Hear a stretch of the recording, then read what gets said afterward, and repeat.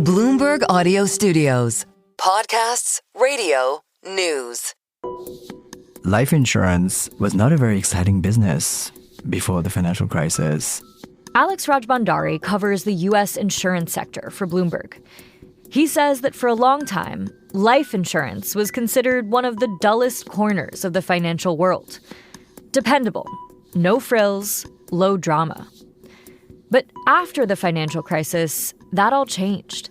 Because that's when a new group of players started taking an interest in the industry. As soon as private equity got involved, at Wall Street, a lot of people are working on this, and there's a lot of money flowing in. Private equity isn't known for being low drama. They use their pools of capital to take riskier bets on alternative assets in the hopes of getting larger returns.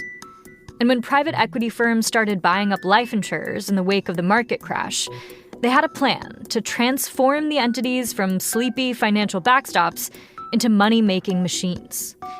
Today, the subsidiaries of private equity firms manage billions of dollars worth of life insurance policies and annuities and are able to invest premiums and retirement savings into opaque markets. The National Association of Insurance Commissioners estimates there's 139 insurers in the country that are owned by private equity. Most of them, the vast majority of them, are life insurers. That represents $700 billion in assets just for the US. It's a fraction of the entire industry, but it's definitely a significant one. You can imagine people who have been in retirement, some for decades, are sort of wondering, wait, what does this mean? And trying to find out. That's Tom Schoenberg, who covers financial regulation for Bloomberg. As he and Alex track private equity's growing influence in the life insurance industry, they too have been trying to find out what their strategy means for policyholders, retirees, and the economy at large. This kind of strategy adopted by most large insurers has yet to be road tested in crisis. So I would borrow sort of a phrase from back then: has this now become too big to fail? I'm Sarah Holder, and this is The Big Take from Bloomberg News. Today on the show, how private equity came to control a growing share of life insurance and retirement plans, and why the industry's complex strategy could expose America's retirees to new risks.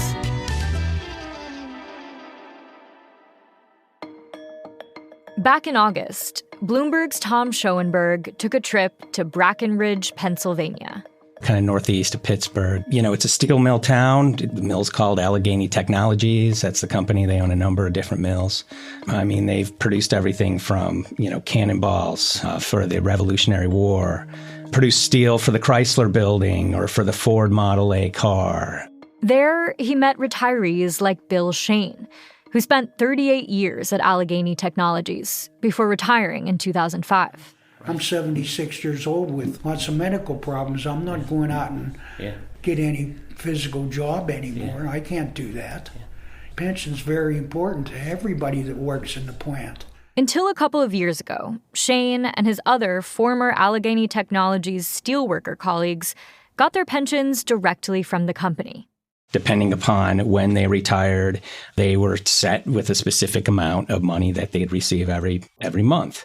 If they had an issue, any problems, spouse dies, and they need to access benefits, they call their former employer. And so what changed? It was about 2 years ago, and the employees started getting notifications in the mail that Allegheny was no longer going to be in charge of their pensions, that it's now going to be handled by a company named Athene.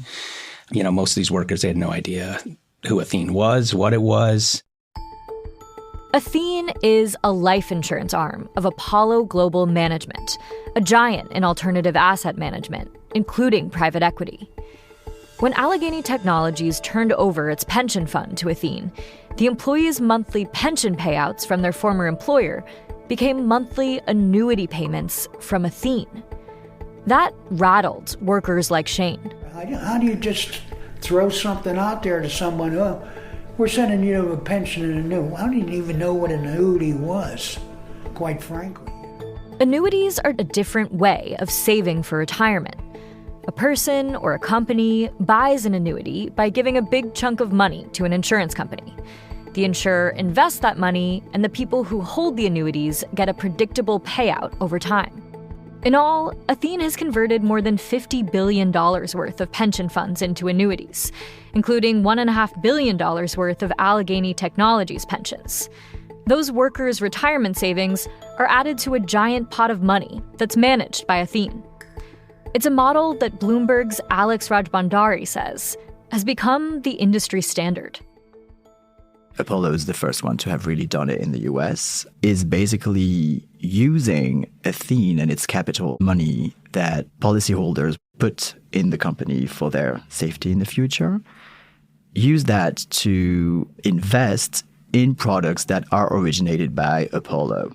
Those products can be asset-backed securities. They can be loans to companies that Apollo owns, or other investment vehicles tied to private credit.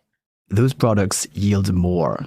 So the narrative behind this is that allows Athene to be more profitable. What worries people and pensioners is that Athene has a tendency to invest in private products that yield more. And those products, there's a lot of question marks around them today. Right. I mean, you hear that private equity investments are higher risk, but they're also higher reward, potentially. I'm wondering how private equity management of these retirement savings affect people's monthly payments. Like if a private equity firm or life insurer manages the pension fund really, really well, do pensioners share in the profits? No, they don't. So the checks are supposed to remain the same. The difference is in the backstop if a pension fund or an insurance company fails. When a pension fund fails, there is a federal fund that takes over the payments to policyholders. Insurance, on the other hand, is regulated on a state-by-state basis, which means the annuities they issue are too. So each state has their own rules as to how a solvency is dealt with. And there's usually what we call the guarantee association that will take over the policies, but there's a limit to that. It's typically $250,000 per policy. So in other words, these retirees are not benefiting from the potential of higher rewards, and in some cases, they're not protected from the potential of higher risks. Correct. Essentially, when a pension moves from a company to an insurer, it's called a pension risk transfer. It takes those, pensions out of a federally protected system and sort of puts it into markets which are overseen predominantly by the states and state regulatory systems. And that's what concerns people like the former Allegheny Technologies steelworker, Bill Shane. What worries me is the state of the economy and the affairs that are going on in the country now, that if this company goes under, I'm screwed. Life insurance companies typically hedge their own risks, and by extension, the risks of policyholders, by buying something called reinsurance. Reinsurance, in plain terms, is insurance for insurers. So a company that's taking risk for its policyholders will decide to shift some of that risk to another company. But in this case, Athene's reinsurer is also owned by Athene. What Athene did is set up that reinsurer in Bermuda. Bermuda is a worldwide marketplace for reinsurance. The idea and the narrative for Athene is that they go there to seek third-party capital to take on that risk. And that's true. The marketplace is so big in Bermuda, even if it's a very tiny island in the middle of the Atlantic Ocean, there is a lot of capital flowing in to take that risk in that place. The problem is Bermuda regulations are a bit softer than the ones in the US. There's less visibility into what insurance companies in Bermuda do with their assets. There's less granularity around investments. The filings are much shorter than the ones in the US.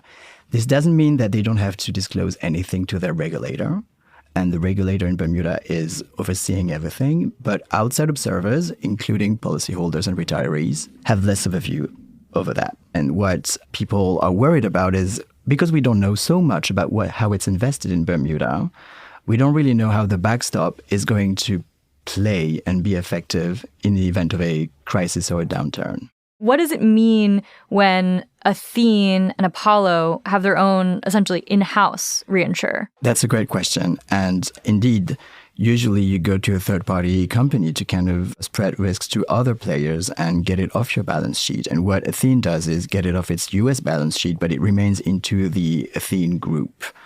And that's getting a lot of people worried. We're not talking about anything illegal here. And Alex pointed out that Athene has a regulatory ratio that's above 400%. That's a measure of how much capital an insurer has to weather storms. And Athene's ratio is twice the level that would trigger more regulatory scrutiny. An Athene spokesperson told Bloomberg that, quote, Athene's top priority is policyholder protection, and we are highly secure, transparent, and well-capitalized, with $34 billion of regulatory capital. The company says it maintains the same benefit reserves for its Bermuda reinsurance subsidiaries as it does for its U.S. subsidiaries. But Alex says that what's raising concerns is not just Athene's balance sheet, but the playbook it's created for other companies. What Athene does, other insurers have been doing it throughout the country, and that increases risks in the system. According to many insurance experts, there's like a lot of private equity owned insurers that are doing the same strategies, and sometimes they're not going to Bermuda, they're going to the Cayman Islands, which is a bit less transparent. There are other players doing the same thing, but pushing the envelope on other points, and that's what gets a lot of people worried about the industry in general. We get into those industry-wide concerns, where regulators stand on this, and how the retired Allegheny steelworkers are trying to undo the Athene deal after the break.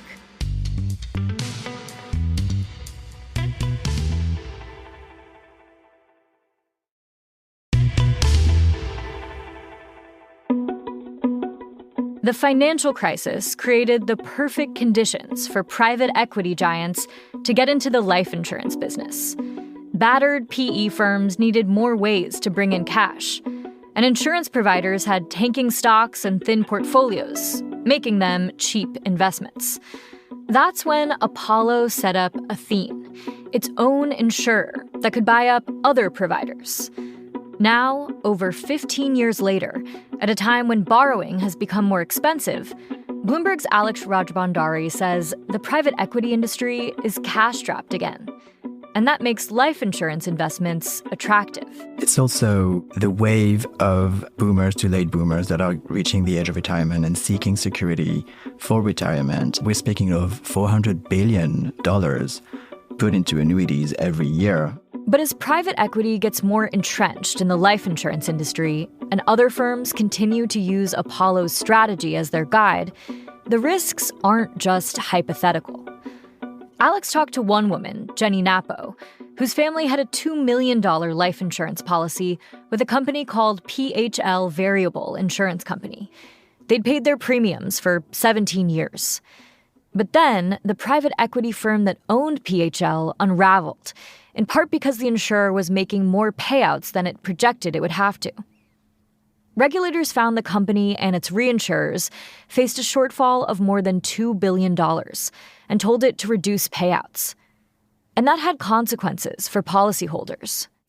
After Napo's husband died last year, she didn't receive the $2 million she expected. Instead, she got $300,000. She doesn't know she's ever going to get more. The regulator in Connecticut has taken over, the administration of the company and is basically limiting the payouts that the company can make to policyholders to shield the balance sheet of the company and its financial standing. The Connecticut Insurance Department, in a statement to Bloomberg, said that its decision to initiate rehabilitation proceedings was, quote, grounded in how to best maximize PHL's assets and equitably administer its business for the benefit of all policyholders. They said they recognized the burdens it placed on policyholders and that they were committed to rehabilitating the company. Nassau Financial Group, which previously owned PHL, told Bloomberg, "We remain committed to supporting the Connecticut Insurance Department in its efforts to serve PHL policyholders." Golden Gate Capital, the private equity owner of PHL, declined to comment. The potential for this sort of scenario has concerned regulators for years. During the Biden administration, regulators at the Financial Stability Oversight Council and the Labor Department were actively talking about this kind of risk. They heard from everybody, including Athene, and eventually said, and this was just about a little more than a year ago, said, we have a lot of concerns about these arrangements, these relationships, the lack of transparency in certain sites, but we're not going to do anything at the moment in this space. We're going to sort of go with the current sort of rules that we have. In other words, the Biden administration was concerned, but didn't take action. And now the Trump administration wants fewer regulations, if anything. There's legislation in Congress to disband the federal insurance regulator and cede oversight to the states. And Trump signed an executive order making it easier for Americans' 401ks to include alternative investments, including private assets. Meanwhile, even as more Americans could see their life savings pulled into the universe of private equity capital management, the Allegheny mill workers are trying to undo the deal that impacted them. They want to get their money out of Athene. They've been holding meetings at an old union hall a block from the mill where they used to work to share their concerns and organize. This is just not for us. This is for every other union that's out there that companies are going to start doing this to, is selling off their pensions. They are suing their former company, Allegheny Technologies. Their fiduciary responsibility to us to give us the best that they can get us, not some third-class place out of Bermuda or someone.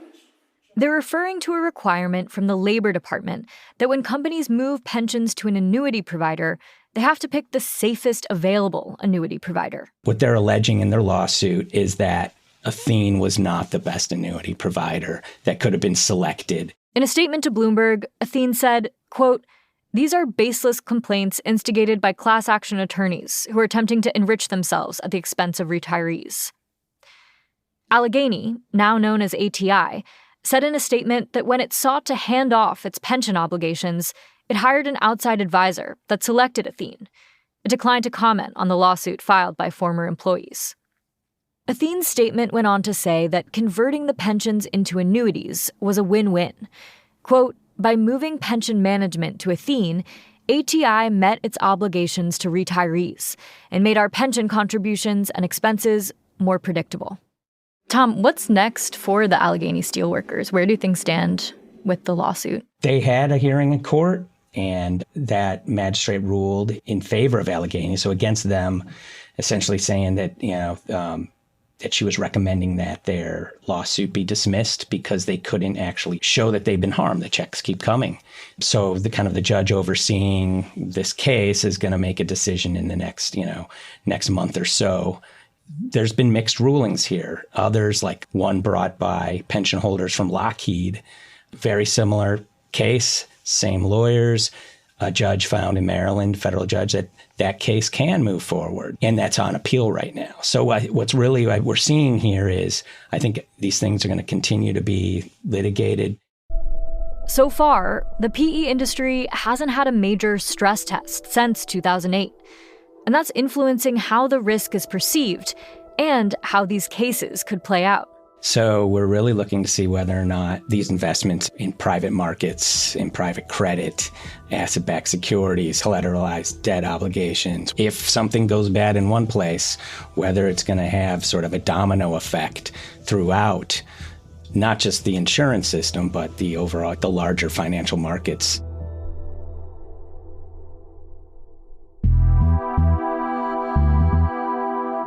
This is The Big Take from Bloomberg News. I'm Sarah Holder. To get more from The Big Take and unlimited access to all of Bloomberg.com, subscribe today at Bloomberg.com/podcast offer. If you like this episode, make sure to follow and review The Big Take wherever you listen to podcasts. It helps people find the show. Thanks for listening. We'll be back tomorrow.